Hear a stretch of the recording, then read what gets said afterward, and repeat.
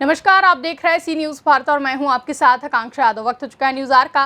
रुक करेंगे इस वक्त की खास खबर की तरफ, जहां जशपुर जिले की पलथर गांव पुलिस ने बहुचर्चित रुचिका भारद्वाज हत्या मामले में एक आरोपी को गिरफ्तार करने में सफलता हासिल कर ली है। उसके खिलाफ आईपीसी की कई धाराओं में मुकदमा दर्ज कर पुलिस आरोपी को जेल भेजने की तैयारियां कर रही है। दरअसल पलथल गांव इलाके से ग्राम पंचायत महादेव टिकरा निवासी मृतका रुचिका भारद्वाज विगत वर्ष 24 जून को लापता हो गई थी, जिसकी तलाश पुलिस सरगर्मी से कर रही थी।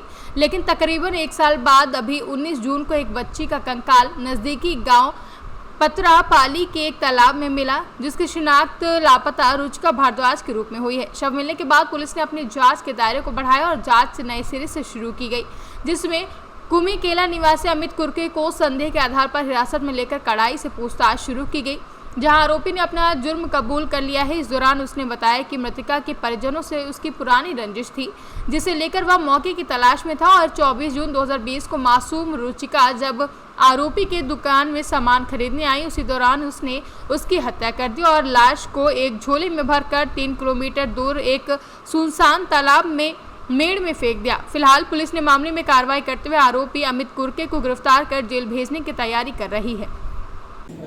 सर, अंततः आपने रुचिका भारद्वाज के हत्यारे को पकड़ने में सफलता पा ही लिया है। सर, कैसे ये हत्या हुआ था, कैसे वारदात को अंजाम दिया था उसने और कैसे पुलिस उस तक पहुंची, थोड़ा सा डिटेल से। देखिए, ये 1 वर्ष पुराना मामला है। 24 जून 2020 को रुचिका 4 वर्षीय जो बच्ची है वो लापता हो गई थी रहस्यमय तरीके से, और उसके बाद से जो है थाना पत्थल गांव में अपराध पंजीबद्ध करके विवेचना की जा रही थी और तमाम पहलुओं पर जांच की जा रही थी, लेकिन उसका कहीं कुछ पता नहीं चल पा रहा था। रुचिका के पिता सामाजिक रूप से पदाधिकारी हैं और उनके उन पहलुओं को भी जांच की जा रही थी कि उनकी किससे रंजिश हो सकती है, किससे उनकी दुश्मनी हो सकती है। इस तथ्य को भी ध्यान में रखते हुए जाँच किया जा रहा था, लेकिन कहीं कोई महत्वपूर्ण बात पता नहीं चल पा रही थी। अंततः 19 जून 2021 को, मतलब इस साल अभी कुछ दिन पहले, रुचिका के घर से काफ़ी दूर 2.5 किलोमीटर लगभग दूर पतरा पाली के तालाब में जो है एक कंकाल मिलता है, और उस कंकाल के पास जो मिले कपड़े के आंचल में रुचिका के माता पिता ने उसे अपनी बच्ची के तौर पे पहचाना, और ये मामले का एक नया मोड़ था। और हमारी जो टीम, जो एडिशनल एसपी के नेतृत्व में जो टीम गठित थी, वो ऑलरेडी इसमें लगी हुई थी। अब हमारे विवेचना का दायरा अब संकुचित हो गया था, तो परिणाम स्वरूप जो पुनः उन सब चीज़ों को खंगाला गया कि दुश्मनी वाला एंगल पे, और इसमें पूछताछ पे ये बात प्रमाणित हुई कि आरोपी ने अपना अपराध स्वीकार किया और उसने बताया कि बच्ची जो है उसके पास चॉकलेट लेने आई थी और उसने उसको चॉकलेट दिया, लेकिन चूंकि रंजिश थी उसकी, इसलिए उसने उसको धक्का दिया। परिणाम स्वरूप उसके सिर पे चोट लगी और वो बेहोश सी होने लगी, तो इसने फिर आनन फानन में उसको थैले में डालकर और वहाँ से 2.5 किलोमीटर दूर, क्योंकि वो पहले भी वो तालाब जा चुका था, और उसका कहना है कि उस तालाब में उसके जो जानवर हैं वो वहाँ पर हमेशा चले जाते थे, तो उसको मालूम था कि वो तालाब कहाँ है, और वहीं जाकर उसने बच्ची को वहाँ पर झाड़ियों का जो झुंझाट है वहाँ पर उसने डाल दिया था। ये घटनाक्रम, और उसके बाद फिर हमने साक्ष्य के तौर पर अन्य चीज़ों को देखा और रिकन्स्ट्रक्शन ऑफ क्राइम किया। तमाम चीज़ों पहलुओं के बाद, तथ्यों के बाद हमने आरोपी को गिरफ्तार किया है।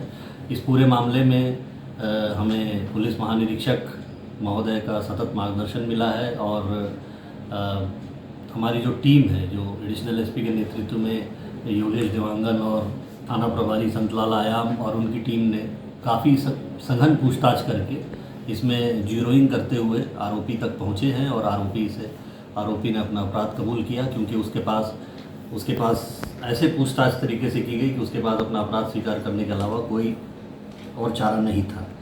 पुलिस महानिरीक्षक महोदय ने इसमें 10,000 रुपये का नगद इनाम विवेचना टीम को घोषणा की है, और मैंने भी अपनी तरफ से 3,000 रुपये का नगद इनाम विवेचना टीम को दिया है। कुल मिला के संतोष की बात यह है कि हमने अंततः आरोपी का पता लगा लिया, आरोपी को गिरफ्तार कर लिया, और रुचिका के रहस्यमय तरीके से लापता हो जाने की इस घटनाक्रम का पर्दाफाश किया है। अन्य साक्ष्य, जो वैज्ञानिक साक्ष्य होते हैं, चूँकि हमें एक स्केलेटन ही मिला है, स्केलेटन का वैज्ञानिक तरीके से परीक्षण कराना, डीएनए टेस्ट कराना, वो सब कार्रवाई भी अभी पुलिस विवेचना में है, पुलिस विवेचना अभी जारी है। किस तरह की रंजिश थी और उसने सर पुराना कोई दुश्मनी था? देखिए, रंजिश इनकी पुरानी है और एक ही समाज के लोग हैं, लेकिन जैसे कि मैंने बताया कि एक महिला संबंधी एक मैटर को लेकर भी इनके बीच एक रंजिश हुई थी, जिसके चलते दोनों पक्षों में कुछ समय पूर्व मारपीट की नौबत आई थी, लेकिन बाद में आपसी समझौता हो गया। इसके अलावा एक दूसरे के खिलाफ शिकायत करके शराब पकड़वाने का ऐसा भी ये लोगों के द्वारा बताया गया। फिर उसके बाद फिर अतिक्रमण संबंधी मुद्दों को लेके रुचिका के पिता द्वारा जो है इसका अतिक्रमण हटाने की कार्रवाई करना, इस प्रकार की चीज़ों के कारण इनके मन में आपसी मनमुटाव था। और भी बातें हो सकती हैं इसके अतिरिक्त, तो मनमुटाव था और ये मनमुटाव का ही परिणति ये घटनाक्रम के रूप में सामने आया। सर पूर्व में भी उसको लेकर के पूछताछ किया गया था, लेकिन पुलिस को कुछ खास जानकारी नहीं जैसा कि मिली मैंने थी। बताया कि हमारी विवेचना का दायरा उस समय विस्तृत था। जिस समय उससे पूछताछ की गई थी वो एक बहुत सारे रंजिश के अनुक्रम में वो था, और हमें तो उस समय लग रहा था कि रुचिका जीवित है और शायद और कहीं होगी वो, तो उस दिशा से पूछताछ की जाए। जशपुर से सी न्यूज़ संवाददाता श्याम नारायण की रिपोर्ट। फिलहाल के लिए न्यूज़ आवर में बस इतना ही। देश और दुनिया की तमाम बड़ी खबरों के लिए देखते रहे सी न्यूज़ भारत।